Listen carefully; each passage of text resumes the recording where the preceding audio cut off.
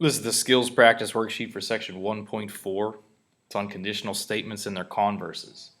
The first section, they want you to identify the hypothesis and the conclusion of each statement. And that's pretty simple. Remember, we underline our hypothesis once and we underline our conclusion twice. That way we don't have to rewrite anything. If you want to rewrite it, you certainly can. But your hypothesis comes after the word if.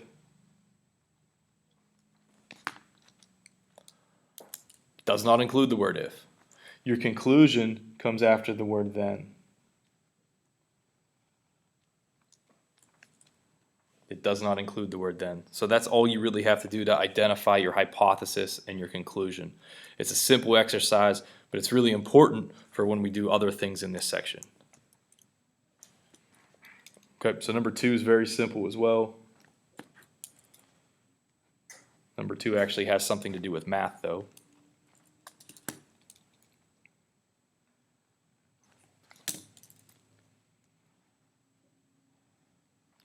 Number 3 is pretty easy as well. Again, just make sure that you're not underlining if or then.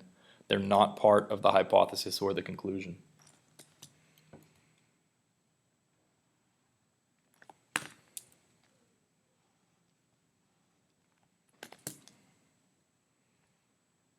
So that's number 4.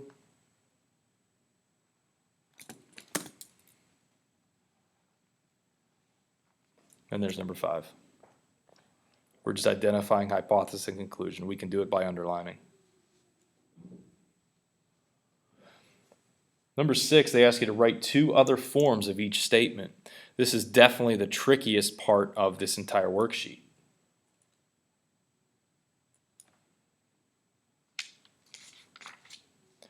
You would use this template to help you. Okay, so you should have this in your notes.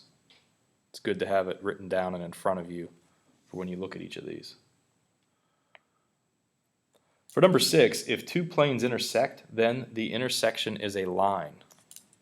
So here's how we're going to do this. Identify your hypothesis. Identify your conclusion. Identify which form number 6 looks like. Does it have the word if and then in it? Is the word if only in it in the middle? Or is there no if and no then?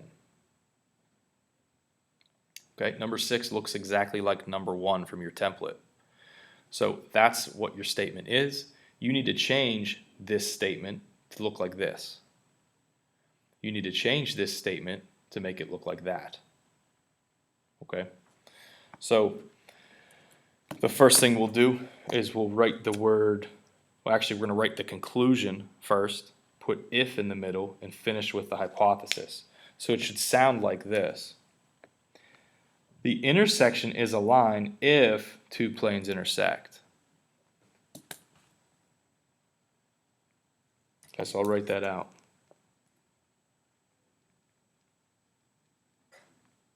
The intersection is a line. Notice I used my red pen. That's the conclusion. Put the word if in the middle.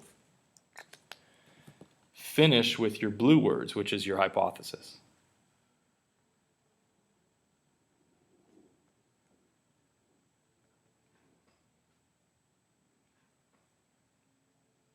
Okay, so here's what your statement is. The intersection is a line if 2 planes intersect. It's guaranteed to have the same meaning that this statement has. Okay, so that's one way to do it. That's your number 2 from your template. Now, you need another form as well because it says give 2 other forms of each statement. So you need to make it look like this one. Don't use if, don't use then. You could maybe use words like all or every in the beginning. So I'm going to say anytime 2 planes intersect, the intersection is a line.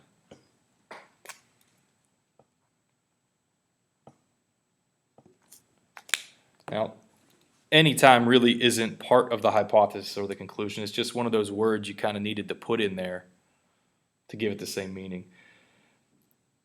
Anytime 2 planes intersect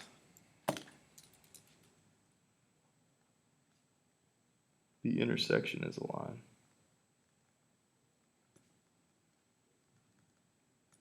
So you finish with your red words.